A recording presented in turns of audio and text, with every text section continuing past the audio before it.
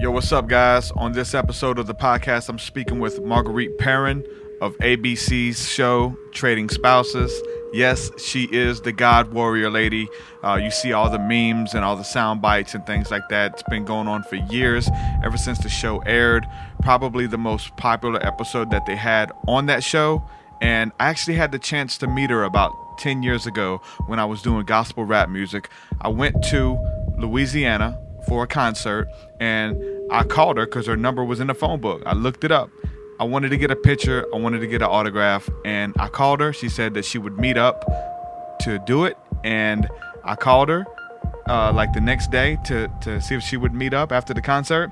And instead of coming meet me somewhere, she invited me and my friends to her house for a cookout.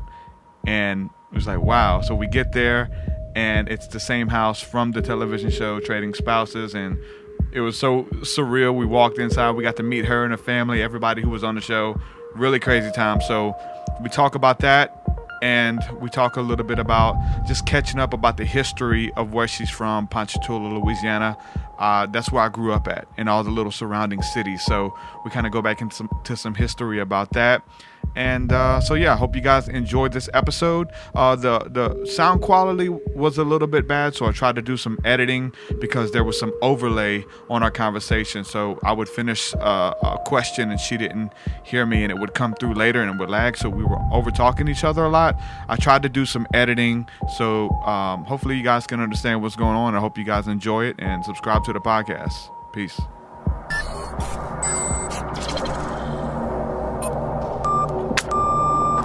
TruthSeekah and or its affiliates are not responsible for any strange phenomena that may occur during or after listening to this podcast, which may include the following: heightened senses of awareness, psychic abilities, UFO sightings, alien contact, time loss, out-of-body experiences, ringing in the ears, ESP, lucid dreaming, increased synchronicities, astral projection, telepathy, stronger intuition, levitation, miraculous healings, and or remote viewing. Please be advised to listen at your own discretion.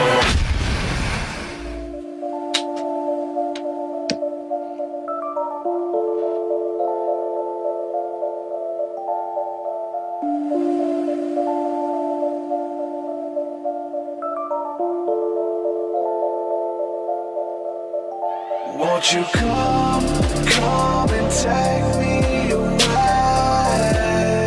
I just wanna be with you. Won't you come and take me away?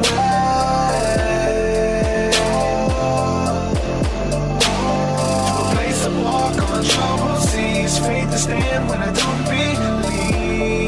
I just wanna be with you. Won't you come and take me away? I just wanna be with you. Won't you come? You are now locked into the TruthSeekah podcast. Gargoyles! Psychics! Everything's ungodly! Dark's at it! Streaming live at TruthSeekah.com. She's not a Christian! Give it up, y'all. Your portal to the paranormal, esoteric, and all things spiritual. She's tampering in dark's at it stuff! And now, your host, TruthSeekah. Ladies and gentlemen, welcome back to another exciting episode of the TruthSeekah podcast. I'm excited to be live with you guys tonight.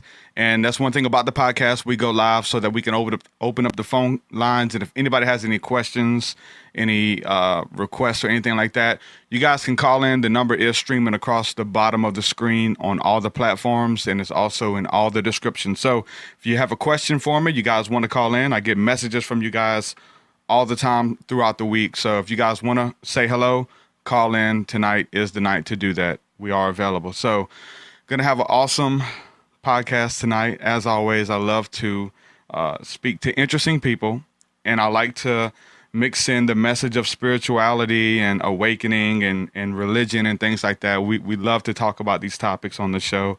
So tonight is going to be the same thing. We're going to be covering the same ground, and tonight's show is a little bit different. We got a special guest, and I'm going to go ahead and bring her on, and we're going to be speaking with Marguerite Perrin from ABC's Trading Spouses, a.k.a. the God Warrior. How are you doing, Marguerite?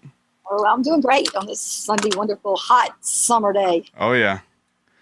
Down here in the South with all the humidity and the mosquitoes, right?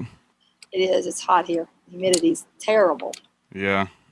That's one thing about going up north. I like it. Even just a couple states, just going up north, the weather just feels 100% better. Even just going to like Atlanta or something, it feels totally different than being down here, Alabama, Louisiana, Mississippi. I agree. I agree with you 100%.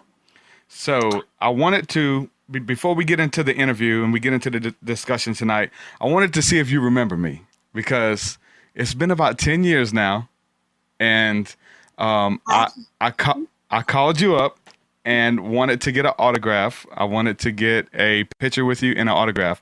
I had a concert in Louisiana, and I went down there to see my family because we're originally from Ponchatoula as well.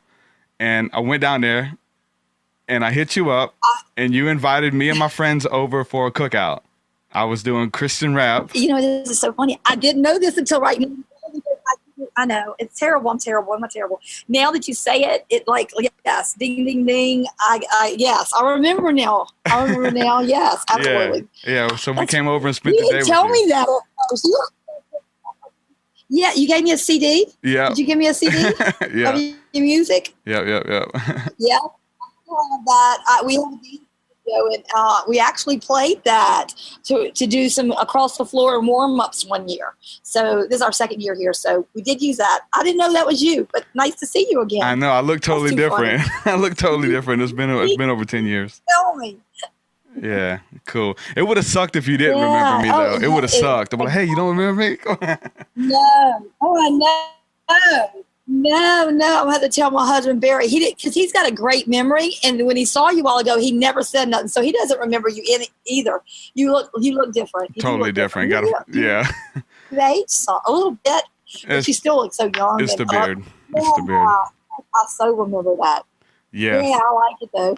No, I was going to say we had a good time hanging out with you that day. I was telling my friends we were coming over to meet you. Yeah, I've had the pleasure. Yeah, that was like fun. Did we cook for you? Did we cook that day? Oh yeah. Or did we do anything? Yeah, you guys had a cookout, and we came over there and tore it up. I'm totally still living in the same place. So yeah, well, same house, same everything. It's just we actually have I have a dance studio an hour away from my home now, a little bit in a different direction. Barry, he came over. Remember, he came over and he had the CD, and it was like, you'll remember me now. That just brings back memories. He was sneaky. He didn't tell me that. Yeah. I love it. Yeah. We got to do that again. For sure, definitely. So I was telling all my friends that, we were going over to meet you, and nobody believed me because everybody had seen the show. And I was like, dude, we're going over there to hang out. We're gonna go meet her. They're like, no, we're not. And then we pulled up in the driveway, and it's the same house from the TV show. And they're like, oh my God, we're actually here. So yeah, it was fun. Yeah. Yes. Same house, same everything. It's so funny because one of the camera people upstairs in the bedroom, well, the first show, I kind of like scared her. Anyway, she put scared camera girl. Okay. So when we did the second show, she came back. So I have her name autographed in my house. So it's kind of cool to, and actually I ran into, I just got a little note from a guy that was one of the camera crew guys, and he was going to be in New Orleans. And he said, haven't seen you in about 11 years. Do you remember I'm the Mormon guy that was in one of the production crew back in Boston. I'd love to see y'all again. So anyway, this has been a pleasant surprise. I had you and him in the same week. So it's kind of cool. Yeah, that's awesome. So wanted to kind of give everybody the backstory that basically I got when we was over there hanging out with you, talking, just picking your brain about the whole experience. And a lot of people don't know, what happened on the back end because people see it. And a lot of people got inspired that you took a stand. There's like, what? She wasn't having it. All of this stuff going on. She took a stand. But I was shocked to find out at the time that you're not even really a super religious person, that you were just kind of pushed to the edge and you grabbed to, what you knew to be true. And all that came out. So like a lot of people watching, I guess they thought that you were. I was a religious fanatic. What they were probably thinking. I've always had God in my life. I was baptized Catholic, but I go to a non-denominational church. I go to all churches. It depends on where I'm at. I'll visit any. But I was not a Bible thumping religious fanatic. I'm pretty open, and I'm more tolerable than I came off and what I looked like on the show. I don't really particularly line up with like per se religion and like I don't know. I'm just me, but I do believe in God. I give him praise for everything that has happened in my life, and I give him all the glory for like bad times and things that if I didn't have him, I would have never made it. But I was like, oh my goodness, if this is going to be a religious thing, why did you pick me? Why didn't you just put a preacher's wife or someone that was well read and like could quote the Bible? I mean, all this kinds of, I mean, the first show that I went on, he actually was so well read. He could like quote the Bible. He was he knew a lot of things. And so it's like, I was uncomfortable, but I didn't let them know how uncomfortable some of the situations that they wanted to put me in that I would be. I wasn't going to go. I'm just not an astrologist. I just don't do those kind of things. Not that I've never not done it. I've done it before. It's not like I've never done these things, but I just felt uncomfortable. And I'm one of these people. I don't like to be pushed. If I don't want to do something, I don't want to do something. And so I don't know. God just kind of revved up in me, and I did feel that way, and I felt uncomfortable, and I do stand my guard. And once I step foot and I say one thing, I'm going to stick to it. So my word was there. If you don't like stand for something, you're going to fall for anything. So that's kind of me. Yeah, and they were just trying to put you in these weird scenarios and these weird situations to try to get a reaction. Put me in some uncomfortable. I had told them I didn't want to do something. They got the reaction. I mean, I guess that's why they had the ratings that they had. Yeah. I just wasn't calculating enough to see it all play out. I'm just like gullible and believing it. And I really honestly felt bad for the guy, the first guy that I went with, because it's like everything was already planned. And so it looked like he planned this. And I was like so angry with him because I was like, I'm not having anything to do with this. And he didn't really have a choice because it was already set up, so I kind of felt bad for him. But he was a really nice, cool guy. I've talked to him since then, and I didn't talk to the wife after the first show until many years later. Yeah. And it's been recent years, in the last, I would say 3 years, that we've talked and we've become the second husband. I don't care if I ever see him again. If he's out there and he's watching this, I don't ever want to see you again. I pray for you still. So tell us a little bit about the filming process, because I was shocked to kind of find out that ABC came in and rented the vacant house next to you guys and and that's where they kept all their equipment and the film crew and everybody stayed in the house next door, right? Yeah. Isn't that odd? They like get a house that's close and they like stay in there like all night, overnight. But what you don't see is that no one actually stays in the house with you. So if there's conflict, like I had conflict on the second show, we stayed up all night arguing and talking and arguing about things. And when the camera crew came in the morning, we were just sitting in the living room. And what they didn't know, what they knew later, well, we had been arguing all night long. So it's not really a like comfortable situation, okay? Not the first husband, the first husband, it wasn't like that. We went to bed, we did things, you know what I'm saying? We went to sleep and it was like normal. And he was even though we disagreed with each other, he was a really nice, cool dude. Okay. He just was a nice guy. But the second husband just was he hated the color of my skin. He knew who I was when I walked in the door. I didn't have any idea who he was. And he was just like, we're Southern hospitality. So it's like, even if we don't like someone and they come over, you still make them feel comfortable. I wasn't treated that way. The second show, I was not treated that way. The neighbors were really wonderful and gracious to me, but he was just very ugly to me. So I don't know. I guess he thought in his mind, he was thinking, oh, they're putting you with an opposite, but he wasn't necessarily my opposite. They put me with him because they knew that I was outspoken and I would speak up to him. Mm-hmm. But anyways, that was I thought he was going to kill me. So it was like, I was like, kind of like, okay, you're getting a watered down version of me at his house. But religion's something you just, the first one, I know I'm getting y'all mixed up because I'm saying first and second show because I did 2 shows. Yeah. The first husband, the religious show, he didn't push anything on me, and it made me look like I was pushing like going to church and I did. I wanted to go to church that day because I was like uncomfortable and I felt that was my comfort zone, and so I did change everything and we went to a church. But I'm not as closed-minded as everybody like I would come off. I'm definitely like that. Matter of fact, I'm kind of like a free spirit. I'm not really judgmental of what others believe. I mean, I had a German exchange student that lived with me for a year, and he's been back ever since. And he's actually atheist, and he lived in my house, and he comes back, but he, he'd go to church with us. He'd do it as we did, but it wasn't one of those things. I didn't convert him. Hasn't changed.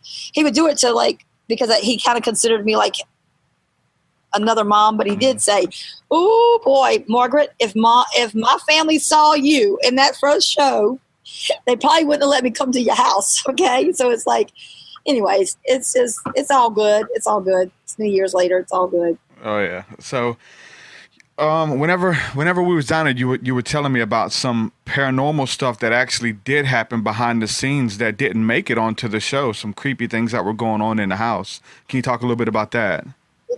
Yeah. My room, like 3:00 in the morning, they had a heat wave in Boston, and they don't have air conditions there because it's like always cool. And they had a book propped up to the window, and just because it had gotten hot, the heat wave, and 3:00 in the morning, I hear wham, and I woke up, and it was like they had lighting down in the room, and a little bit of it was smoking, and a little bit of the carpet, like has been smoking a little bit of a singeing. So anyways, the guy that I was just talking about a few minutes ago, he was the camera crew, and they're like in the garage with camera crew. And so I got up to the camera and I said, "Look, somebody's got to come in here right now." I woke up and there's some little smoke going on in here, and I am on the 3rd floor of this house. I'm kind of freaked out up here. So that was one thing. So it's kind of a little bit different. So it was a little bit, and then on the way home, what you don't see when you're going home is that I'm flying back, and they had like a delay, and so it was bad weather. So when I'm getting back, it's like 1:00 in the morning. So it looks like everybody in my family's up and waiting. It's not quite like that. It's like 1:00 in the morning. My granddaughter was definitely sleeping. So the way you cut and edit, I'm like, if you're gonna cut and edit me, take 100 pounds off of me. Don't take 100. Don't take it off my character, but it's okay. So that was one. There was a couple things. There's a lot of different little things. So after, and it's funny because I can go. Yeah, go ahead. You good? No, I was. It's funny because some of the things I said, I was like so serious about everything I was saying. And it's like now it's gotten to be, I went to New York and there was a show where they like had my sound bits of what things I say, and they made it into a drinking game. And I was like, whoa. So it's been gargoyles, and I can't get psychics, and like, cause I guess cause of my gap, I say things totally different. I think it's normal. They've made songs and different little things, and then they like quote it, but they don't tell me at first. They wait till they like talk to me a while, and they're like, "We don't want to freak you out, but I want you to hear what my phone does," and it'll be like my voice, and I'm like, I don't even remember saying that, you know? Yeah. But anyway. Yeah, I've actually the new intro that I made for the podcast, I've got some of your clips in that as well. It's classic, man. It's classic stuff, man. Yeah, I'll send it to you. You'll be able to you'll be able to hear it when we're done, like, because it's going to be on the intro. But it's cool. It's cool. So after the show, everything kind of changed for you, right? You know, small town of Ponchatoula, Louisiana, and then you're being flown out to Boston. You're being flown out correctly too to see Jay Leno. You were on the Jay Leno show, the Tyra Banks show. Talk a little bit about this. Well, when they called me up, I thought it was a joke, okay? I was like, Jay Leno, what? Okay. So they flew me out there, and they had somebody, I don't know where he was, it's a young guy. They called me up, and they said, hey, there's this dude, and he made this bobblehead of you. Do you want, he's like, making money off of you. Do you want to like shut it down? And I was like, what? No. He's a college student. Oh, why would I shut it down? If he can make some money off of that, it's no difference than what the TV show did. I mean, come on, they made money off of me. Yeah. No, let him do. So he did, and it sold. I don't know what it was, like $960, $980. I don't know what. I don't remember. A bobblehead that he just made out of nothing, and when you press a button, it would be things that I would say, and it was my voice. So everybody bid on it, and I heard a lot of different people bid on it, and then Jay Leno's staff bought it from someone, and they actually brought the person that had bought it, that they bought it from, on the show, but it was like a private thing because she wanted to meet me. And then she said she was just compelled. God told her to buy this bobblehead, and she did. That was a true story. And I was like, what? 900. She says, I know my husband almost. And she was a truck driver's wife. Okay, it wasn't like she had a big job of something. Yeah. She says, no, I'm telling you, I was compelled to do it because I saw something, like my heart went out to you, and I wanted to give this to you because I thought you were supposed to have it. But Jay Leno bought it from her. She got her money, and then he gave it to me on his show. And Tyra was scared of me at first, I think. Okay, like, I mean, she was like, she was like, oh boy, but she's beautiful in person. She's really beautiful. And once we broke the ice, well, like Jay Leno, I think he thought I was going to be stuffy. And when I get nervous, I say crazy things. And so I was pretty like radical when I was on there with him. And matter of fact, he's going to be on the coast, and I haven't seen him in all these years. And I'm going to go to the coast and see and go see him his show. Oh yeah. But I was in a green room, and that night it was called Estrogen Night, and so it was Alanis Morissette, myself, and oh my gracious, with Roseanne Barr. So Roseanne Barr went past the room, and when she saw me, she started screaming, "Oh my God, that's that crazy woman! You're that crazy woman!" And I like look, and I like when I recognized, because she had blonde hair and she had these shades on, and she had lost like a lot of weight. I didn't know who she was, but the voice, of course, is still there. And I looked at her and I was like, "Oh my gracious! Never in a million years would I think you would recognize me and I wouldn't recognize you. And besides that, you're calling me crazy. You're the one that did the national anthem." And she said, "You know what? You know how many years ago that was?" But that's what she's remembered by. People say that. She said also, "Well, I guess we're in the same boat because people are going to remember my clips and that's what I'm going to go down as, you know?" So anyway, it was an interesting meeting. I got to do some really wonderful things. I got to go to a Celebrity Texas Hold'em tournament at the Palms, and that was interesting. That was really interesting. There's a drag queen in New York that like did an act of me and Cher, and Candace Kane. She's like a famous. I didn't know anything about this. I was in New York, and she invited me there. It was wonderful, beautiful. She's like a Heidi Klum beautiful woman, and that was interesting. But you know, the biggest thing is.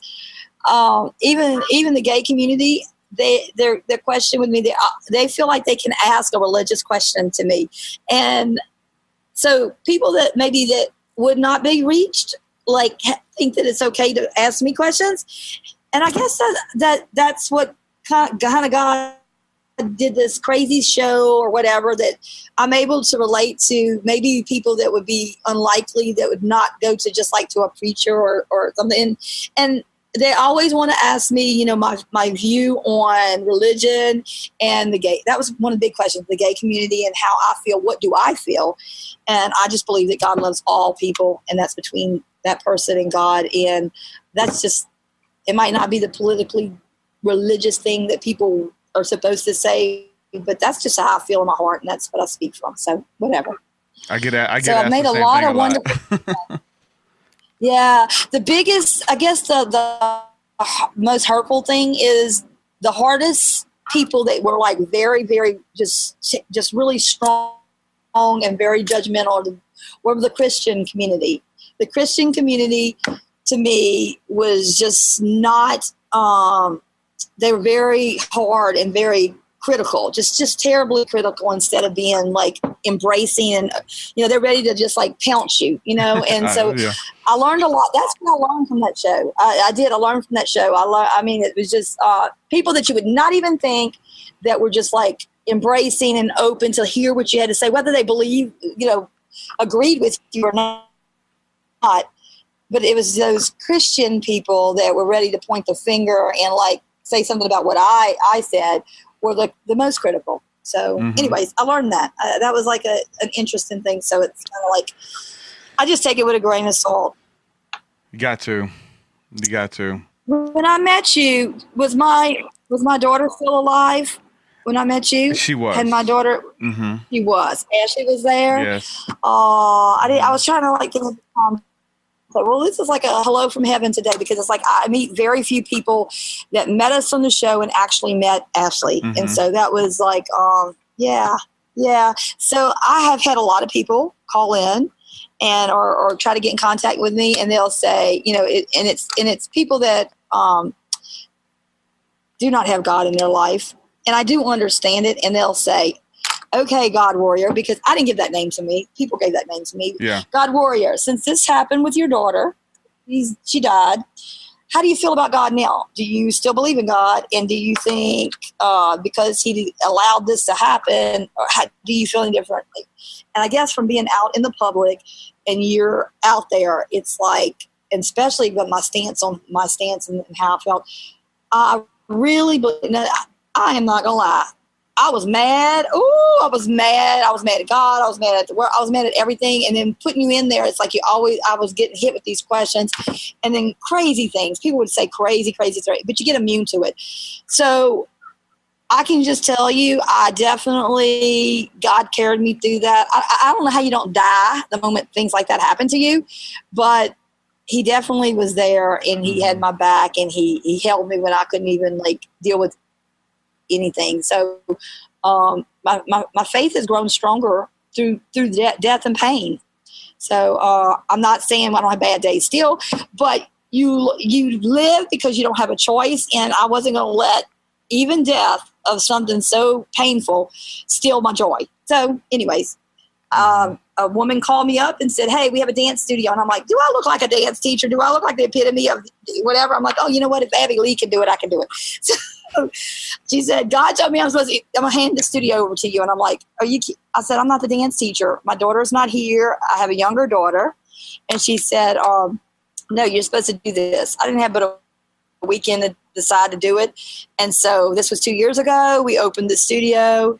I wish you could see it, because I would give you a tour. It's a beautiful studio. And I'm telling you, I'm sitting here right now talking to you, and I'm going, this is definitely a God thing, because there's no way that this all would have happened, because after Ashley's death, Barry and I both quit our jobs. We stopped working. I closed the studio. We were the rock bottom, like totally just did not do anything. And we really just didn't really have a lot of zest for life at that point. And if you'd see the recital and what I did and what we did, we put on in this little Franklinton town of Louisiana, we put as closest to a Broadway show as we could possibly do. And it was wonderful. So we're touching some lives in some different ways. And even had your music for across the floor. I'll have to send you that. That's awesome. I think you hit the nail on the head, though. I think you hit the nail on the head. It's just being with this attitude of gratitude, even, to thank God for the good times, rejoice in the good times, but even in the hard times as well, whenever the rain comes, and to still, have that faith, to still, keep the faith for him to help get you through it.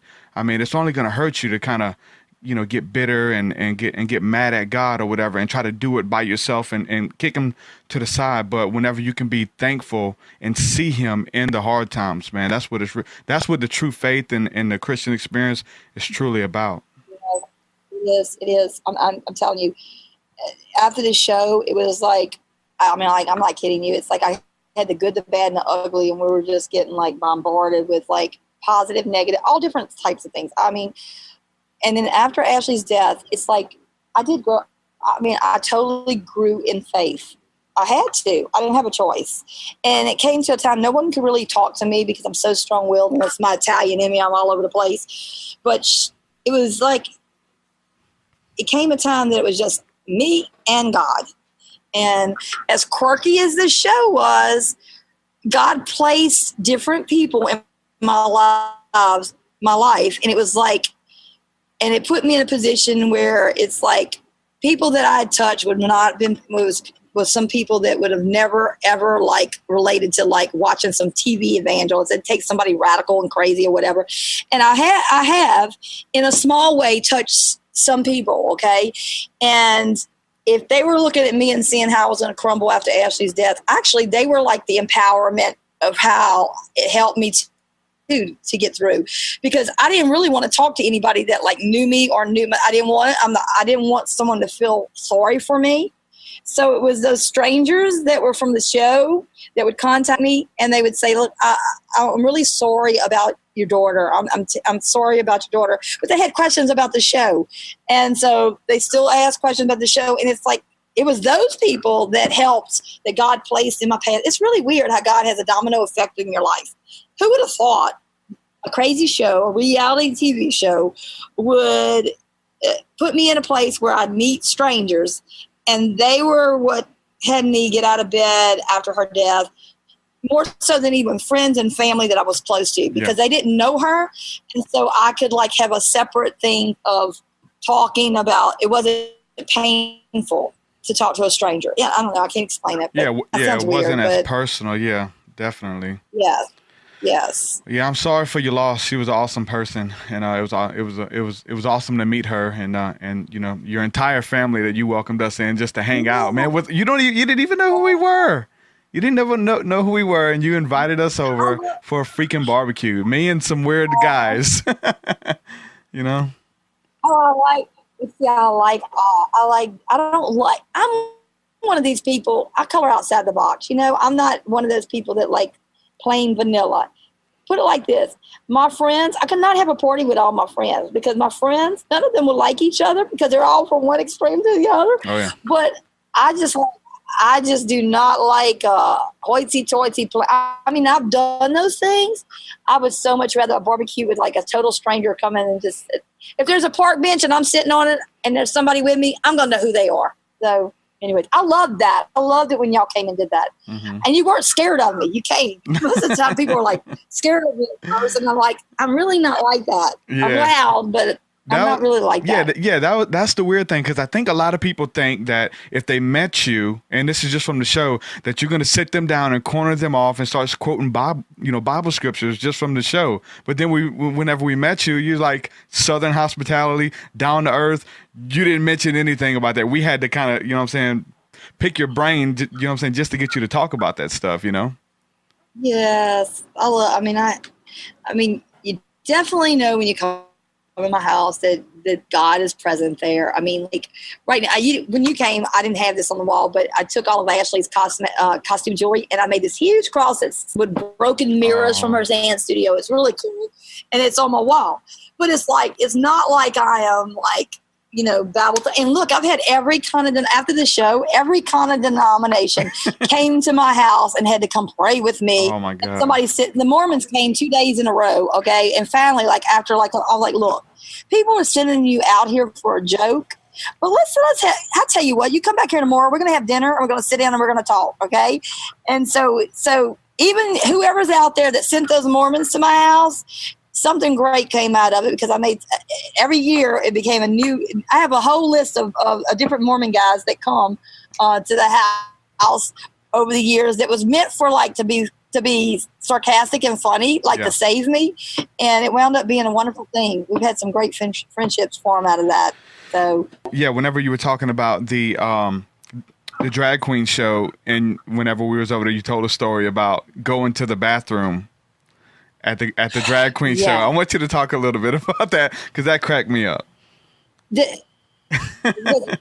Oh my great! The drag queen show was. Well, they had this guy, and I can't even think his name. Which part are you talking about? You're talking about not the guy from Queer Eye for the Straight Guy? Do you know that guy? No, you were talking about how you went to the bathroom, and then you were in the bathroom, and then a bunch of people, like the gay community, just knew you were in there. And they came dancing with me. Oh yes. Yeah. Oh, I forgot about that. Yes, they came in there and they were all up in there, and I was like, I mean, it was just like, it was the most craziest thing, because I'm thinking I'm in there incognito, okay? And one of the people that were there, I can't think of his name. He's a famous person, and my daughter Ashley was with me that night. Yeah, they all came in the bathroom with me. It was the most craziest thing. I was like, what is the deal here? I thought I was in a men's I didn't know if I was a men's bathroom, women's bathroom. I didn't know what I was in. Everybody was in the bathroom. It was like, I was like, I don't know what we're supposed to be doing here, but we're not holding hands and we're not singing Kumbaya. Okay. So what is going on here? I was a little bit taken back, but it was a great time. Actually, this person, her name is Candace Kane, and she came up to me before the show started, and she says, listen, I don't want to offend you, but I do I do a thing, and I don't want to offend you in any kind. I'm like, girl, I am not offended by any means. And they started laughing. They said, she got on the microphone and she goes, yeah, she brought her husband here and he's holding on to her for like dear life because he's uncomfortable in here. And I started laughing. I was like, that is so not true. That is so funny. I mean, it was just funny. And she did this big thing on it. And it was really nice. And then later, I find out many years later, she's dating with Jenner. And I don't know, with Caitlyn Jenner. Yeah, this is a famous person. And I'm like, oh my goodness, act me.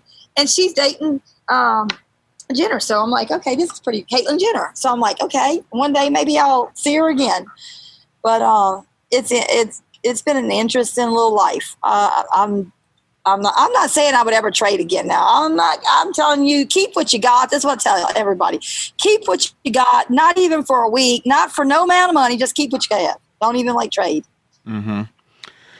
I wanted to ask you too, because whenever this happened, I think MySpace was big at the time. Like that's where the internet was, and it was MySpace. And so,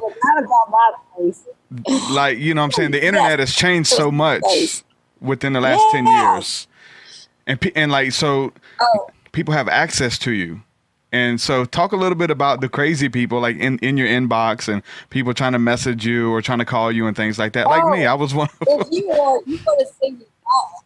Oh, no, I have had some crazy. Matter of fact, I had something this morning, and this person keeps like, he was like, oh, you big gap-toothed woman, I really like you. And I'm like, right back, what is wrong with you? Are you sick? I mean, like, but he's serious, okay? And I'm like, I'm thinking he's just like, what crazy stuff, okay? And I told my husband, I said, look at this message. And he goes, tell him you're in church right now. I started laughing. I have had... I have a group of people that would come and they would call themselves the Sunflower Kids, and they would drop sunflowers at my house every so often, and I never met them.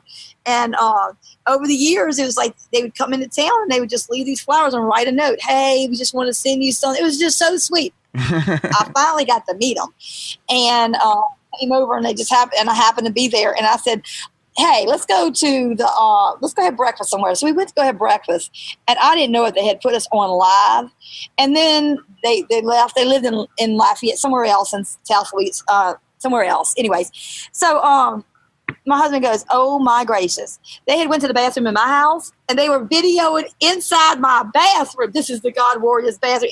On the internet, I was like, oh my gracious, it was crazy. But they were like precious, but they were funny, and they were like, we don't want to alarm you. And I'm like, okay. And so they started reenacting, and that the entire show, they would like, one of them would say, the other would say the other. And I'm like, thank God y'all didn't show me this the first hour that I would have been a little heepy-jeepy over here. And then another time, this was not an inbox, but I went to a Britney Spears concert. I brought my granddaughter to a Britney Spears concert, and I was just up in my seats, okay? And it was during the intermission, a little intermission part, and I'm standing up there with a friend with my granddaughter, and all of a sudden, this group of girls that was on the ground floor started screaming, like they saw a movie star or something. And so I'm turning around because I'm thinking Britney Spears is behind me, okay? And when I did, they were like, can we come by you? Like they acted like I had bodyguards or something up there. I was just in my seat. Can we come by you? And I'm like, I'm looking behind me. They were talking about me. They like recognized me and they come running up there. I started laughing. I was like, oh my gracious. I said, they thinking that they coming over here take a picture of me. And then all of a sudden it was like a mosh pit of young girls and Abercrombie guys. That's my age that like kind of like that kind of thing. I don't know. Funny. But I like really like that because it was like they took it lightly. They didn't take it so serious, like looked at oh my, this religious fanatic. But they actually got me. You know what I'm saying? They understood, and they weren't like troubled by anything. And now when I look at it, I'm like, I don't see nothing wrong with what I said. Louisiana's different, man. Southern Louisiana's different. So how are you? Yeah, how's your life? I'm doing great. I'm still living in the same spot in Alabama. So all my family's down there in Ponchatoula still. You know, my grandmother lives right down the road from you. Everybody, so they still over there. So I wanted to I guess play a game, and this is something I just thought of, and it's gonna be cool. I like this show. It's going to be cool to me just because I'm from the area. So this is what I'm going to do, because I used to live in like every city around Ponchatoula. I lived in all of them. I'm going to name the city, and you tell me the first thing that comes to mind for that city. And these are places that I lived, and I just want to see what you say, okay? Ponchatoula. Okay. First thing comes to mind. Ponchatoula. First thing that comes to my mind? About Ponchatoula, yeah. First thing that comes to my mind, Strawberry Festival. My daughter was a Strawberry Festival queen, and we have the best strawberries. We have them chocolate dipped. We have them fried. We do strawberry beignets, strawberry beer. I love strawberries. And we have a alligator hardhide caged, caged up in the town. I don't think anything of it, okay? But everybody you have an alligator like in the middle of town? Yes. Yep. We're known as the antique city, but we don't have as many antiques anymore. And if you've ever been to Paul's Cafe, he has the best greasy breakfasts. I love them. That's like a renowned place, and they have the best strawberry daiquiris. Let's see. We're Ponchatoula. The word Ponchatoula means like the moss, the hanging moss, and it's an Indian name. And most people don't pronounce it right, but you can tell you're from there because you say it right. Mm-hmm. People like to say Pocahontas and everything else. I'm like Ponchatoula. Yes. Ponchatoula. So it's a quaint little town. I would describe it kind of like it looks like a little Norman Rockwell painting. It's small town. Oh, and Man Shack's right there. Man Shack, yeah. We have an alligator. We have an alligator farm, and so it's that's Ponchatoula. All right. When you go back, what do you go do there? Like, what is the thing? Like, is there? You know what? When you go back to the town that you have to do? And I'm going to tell you this. I don't know if you remember this, but you should. My mind always goes back to DNR. Do you remember DNR? Down there by the church on Highway 22. I do remember DNR. They used to have the best cheeseburgers. They had awesome shakes. Yeah, they had awesome ice cream shakes when I was a kid, man. That's what I remember. Yes. I used to live on Thibodeau Road, so I used to live like out, but I live in town.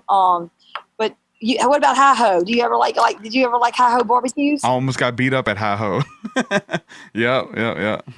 You got beat up at Hi-Ho? Oh my gracious! Well, boy, Hi-Ho has. Bootsies. Well, listen, Bootsy. Listen, it's so funny you say that. Bootsy, my house was Bootsy's house. Oh wow. That was he built that house.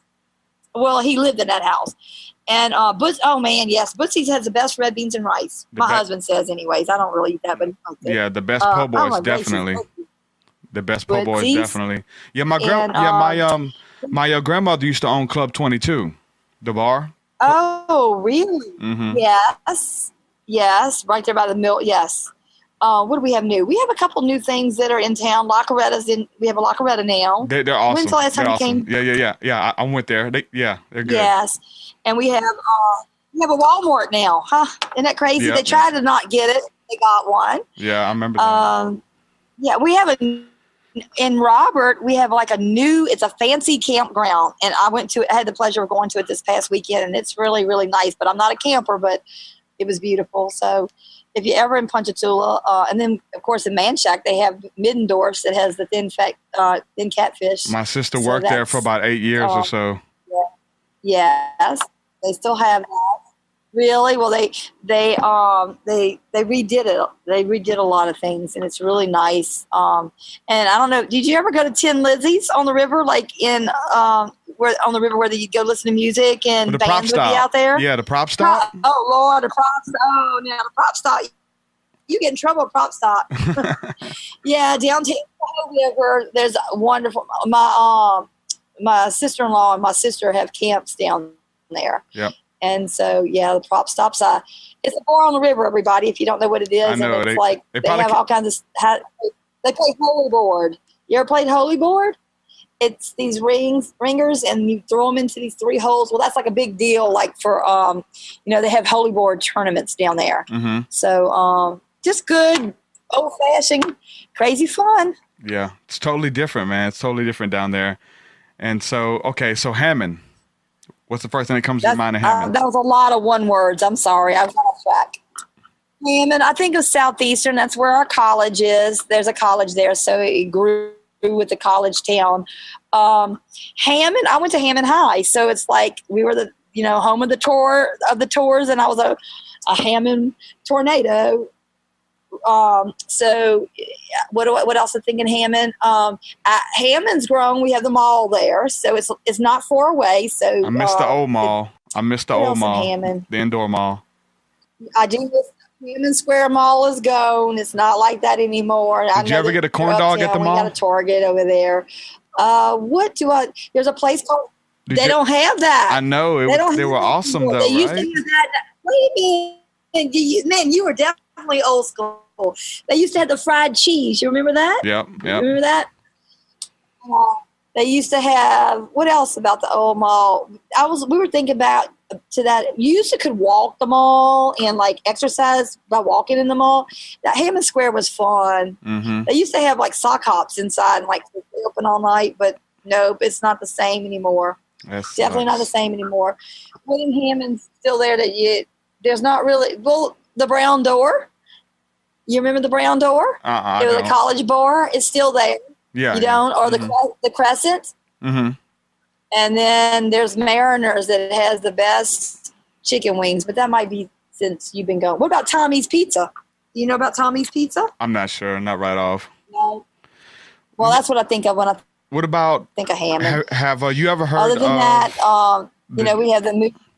Have you ever heard of the Devil's Circle in Hammond? The Devil's Circle over there by the college. I have. Supposedly it was a maze that was shaped like a pentagram over there by the college. Well, you know what? I'm glad you told me this because I am not going to be going over there anymore. You know what? Because they were like also known that they were like saying that there was like some witchcraft going on in Hammond or the Tall Benny somewhere. Like they had that. They had something that was going on, and then we had that church that. I went to that church. Things. It was right there in Ponchatoula. I went to that church. You did.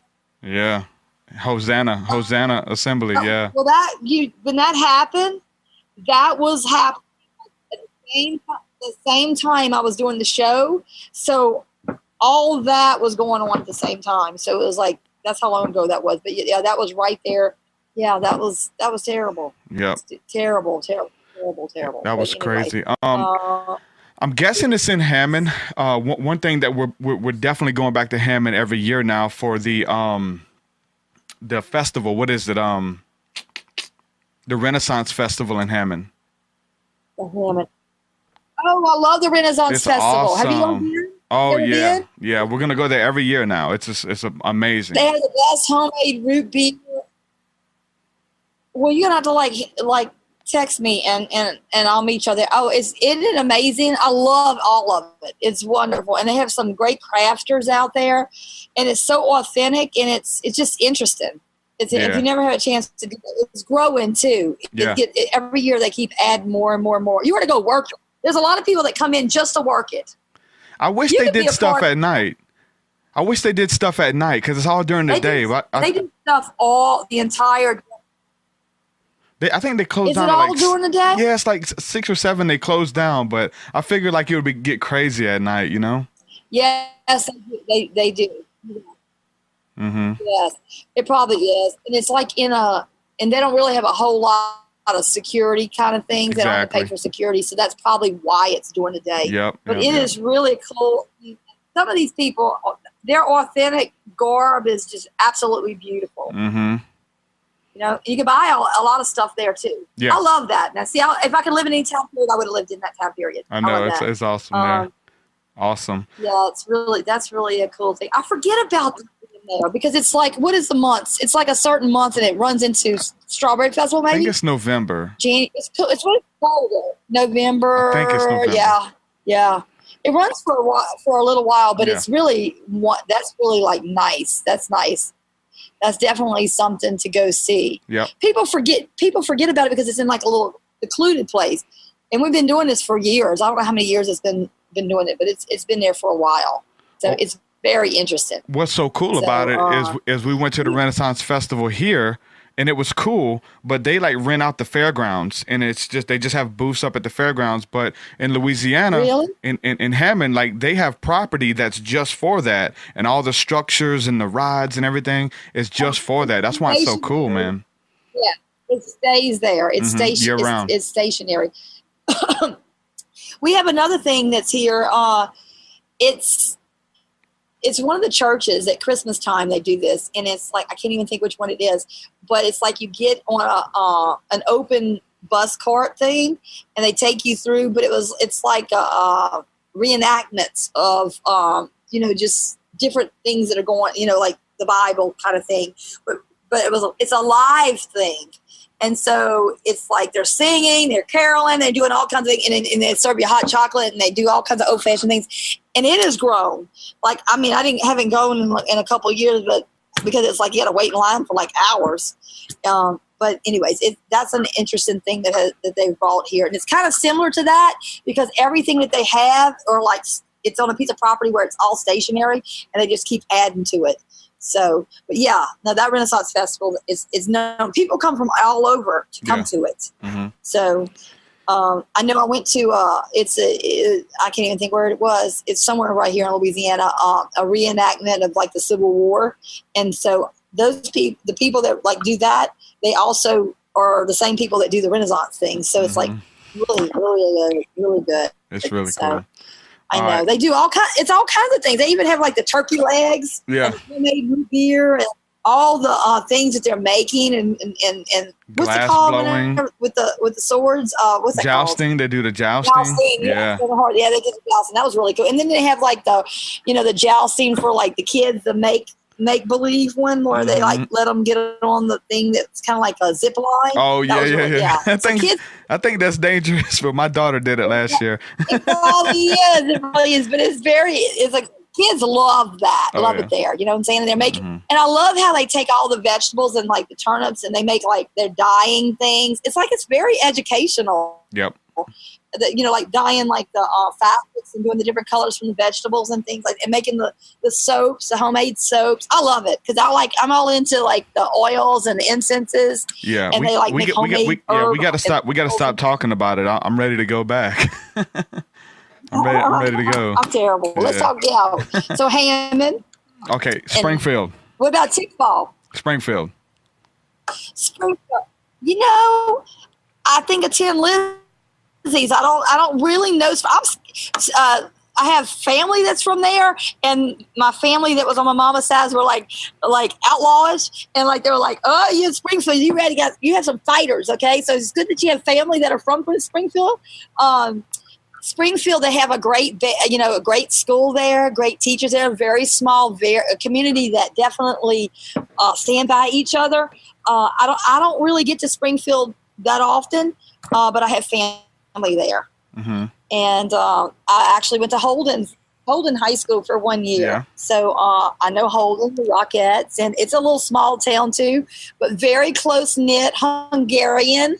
I went to like a little Hungarian church in that area.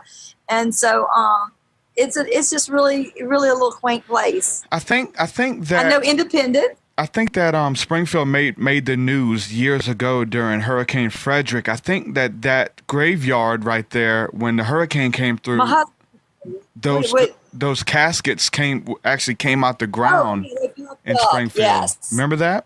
Yeah. Yes. Floating around town. That's another thing that people don't realize about Louisiana is that I guess we take it for granted because we have cemetery. People come and like go look at the cemetery tours because we have caskets that are above ground because of the sea level and it's like they're above ground. They're not like in anything or underground. And so my German exchange student, when he came here, he was like, whoa, he wanted to go there and he didn't know anything about a snowball. He's like, what is a snowball? Yeah. So he loves snowballs. So drive through snowball stands. Oh yeah. Heck yeah. Yeah. Every corner. Stand. Yep. Or drive-through daiquiri shops. I don't know. They're like, what? A drive-through daiquiri? Yeah. Nobody believed this here. Daiquiri shop. Nobody believed this here when we told them about it. It's like, I don't understand it, but it is. I don't know. I don't understand it either because my uncle used to drive through with a van full of kids and he'd buy all the kids daiquiris. We're like 11, 12, 13 years old. He's buying everybody daiquiris. I don't understand it either. Yeah. But I think it is. That's true. That's true. What about Beatico? Because I used to live in Beatico down CC Road. Beatico.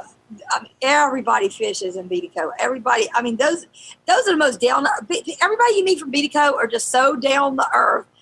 This is so funny because I don't really know much about Beatico. All I know is when I went to my husband's class reunion, a guy came into the class reunion and he didn't have any shoes on, and I was like, "Who is that?" And everybody said, "He's from Beatico."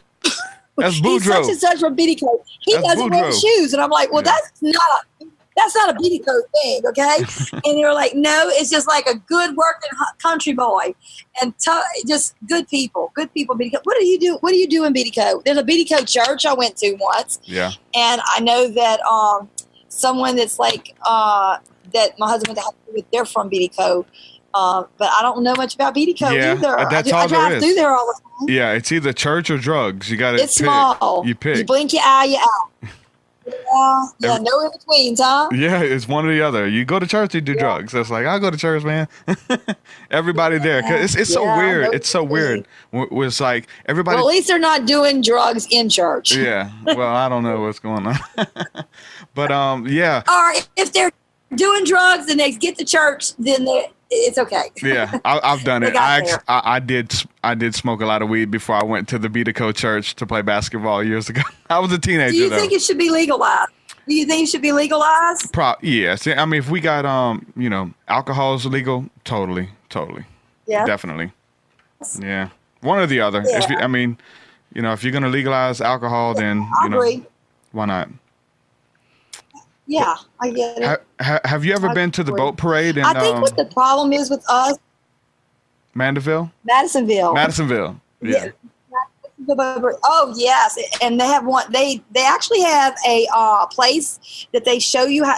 Like they have different boats that have made. It's called something boat museum, and they have weddings there. But the Madisonville boat parade is so much fun. I actually like going there even more so than going to Mardi Gras for that boat parade. Yep. And then they have like all the different little seafood restaurants in Madisonville. And I like Madisonville, but Madisonville's gotten to be so expensive to live. It's an expensive little area, but it's nice, really nice. They have a beautiful like library there. Yeah, I like Madisonville. I do. The boat parade that's the only thing I can think of is the boat parade. Yeah. Yeah. I mean, I remember going when I was a kid, and then we moved away. And so I wanted my wife and daughter to go. So we just made the trip, got with my family, and went down there just for the boat parade from Alabama. Just went to the boat parade. It's awesome. Oh, yeah. Yeah, I do. I love the boat parade. And then they have like a, they have the pet parade from Mardi Gras. Do you ever get down here from Mardi Gras at all? Because there's a lot of kid things that you can go do that's not like city that we just did the Madisonville thing. That's really nice. My youngest daughter was a Saints cheerleader for 4 years. So we're still big Saints fans. Oh yeah. Yeah. And then Independence. What about Independence? You ever been to Independence? Yeah, I go there a lot. I actually deliver. They have like the Italian festival there. Yeah. It's kind of secluded. A lot of woods. Highway. What is it? Highway 55 runs through there. 50. Is it 55? Yes. Yeah. Mm-hmm. Yeah. Have you ever been to our dance studios in Franklinton? Have you ever been to Franklinton, the Washington Parish Fair? I haven't. I haven't been. That's something you need to come down and bring your child to, because that's a huge. It's big. It's big, and it's. They get a lot of great bands. They get a lot of great entertainment, and they're known for their watermelon. And it's like an old timey. And their fair is stationary too. It's not like a normal fair. It's an old fashioned fair, but that's an interesting thing to go do. They let you eat sugar cane and do all the old fashioned things back in the day of spinning cotton and all kinds of. So if you like the Renaissance Festival, you would like the Washington Parish Fair. Yeah, definitely. Well, it was so much fun speaking with you, Marguerite.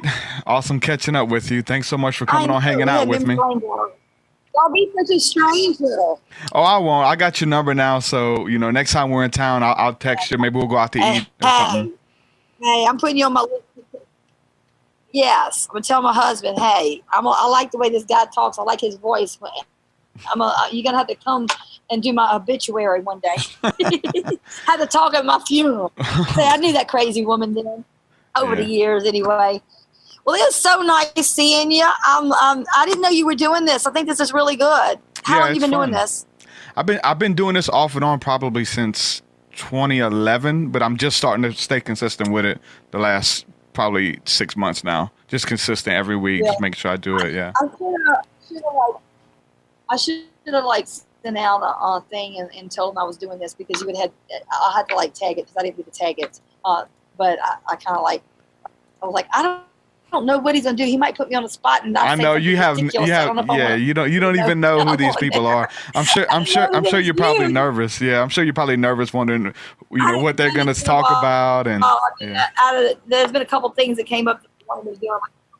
Yeah, and I felt so bad because I forgot about the time and the date thing, and when I saw that on your thing saying, "Oh, she didn't show," I'm like, "Oh no, I got to fix this." Oh, there was a bunch of people ready, man. I know. I wouldn't have done that. I was like, the studio is really just had me swamped. Yeah. But anyways, I hate that. I really hate that. I'm like, oh, please tell them I'm sorry. I got to make good at this. So yeah, we made it happen. Anyways, we got to do it. We got to do this again. Definitely. Do something fun, something soon. Yeah. But anyways, you look great. You look good. Great. You do too. Really, you look good. Thank you. Oh, I don't know about all that, boy, but we're hanging in there. I'm holding my weight, that's for sure. Next time you see me, maybe I'll be 110 pounds and I'll look like Demi Moore. There you go. Who knows? I need to do something. I keep saying I'm going to get online and go public and say, okay, I'm starting this diet, and maybe it'll make me be accountable. But it ain't happened yet. I am not motivated, okay? Well, we're just talking about all this food. All it made me do is want to go eat ho-ho and some daiquiri and a little bit of everything. So anyway, we'll do it. It was good seeing you. Thank you for remembering me. Okay? Yeah, definitely. Okay, Renaissance Festival. All right, my friend. I'm being serious. Yeah. Okay. Got you. Bye. All right, Marguerite. God bless you. God bless you too. Take care. Bye-bye. Marguerite Perrin, ladies and gentlemen. It was awesome. Like I said, I had the chance to meet her, and we hung out with some friends over there for a full day at her house, and it was fun, man. Cool person, down to earth. Because I'm thinking that we're gonna have this discussion with this religious zealot, religious fanatics. They're gonna quote Bible scriptures and put us in the corner, and the Bible says this and the Bible says that, but.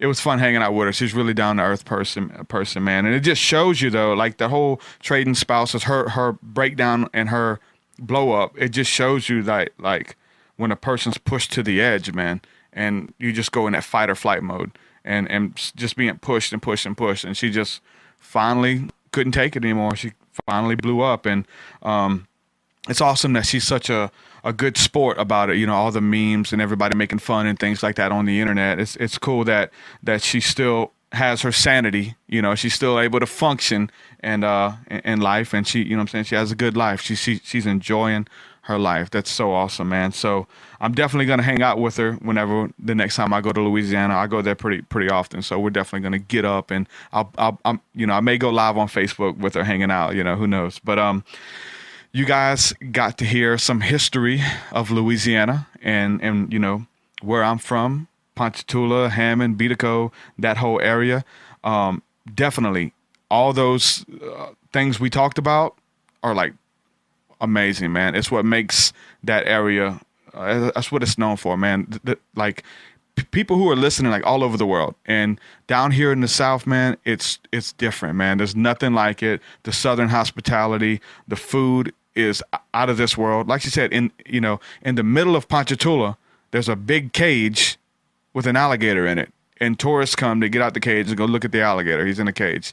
Ever since I was a little kid, we were sitting there looking at. This is what you did. Your parents take you to go see the alligator, and it's just insane. It's just totally different. So, if you guys get a chance, definitely go to the the Renaissance Festival.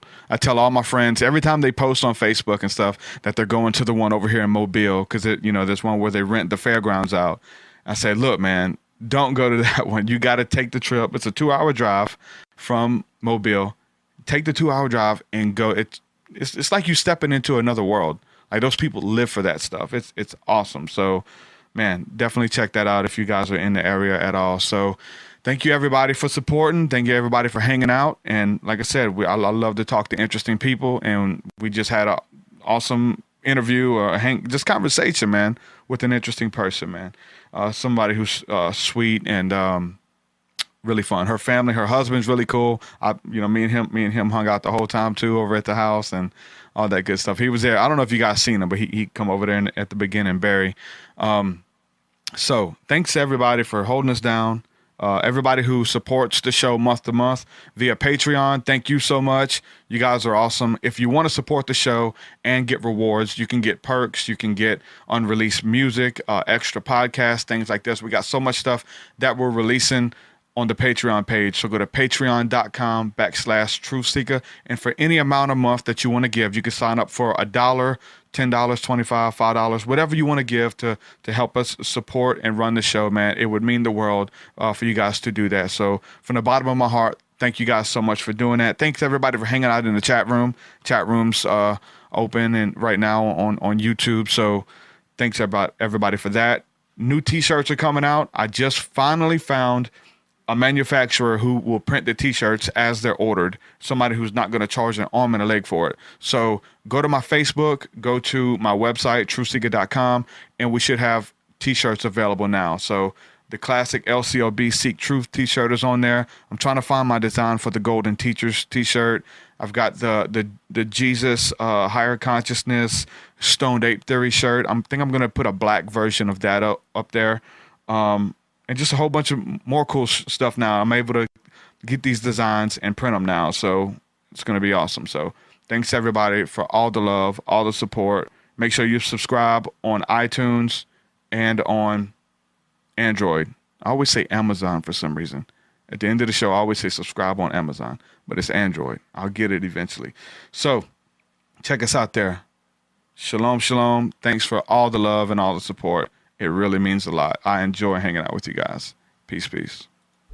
Your will so much higher than mine, so much higher than mine. Your will so much deeper than mine, so much deeper than mine. Well, that does it for this episode, folks. To hear more episodes of the TruthSeekah podcast, head over to TruthSeekah.com. And if you're wanting to support the show and get rewards, go to our Patreon page at patreon.com/TruthSeekah.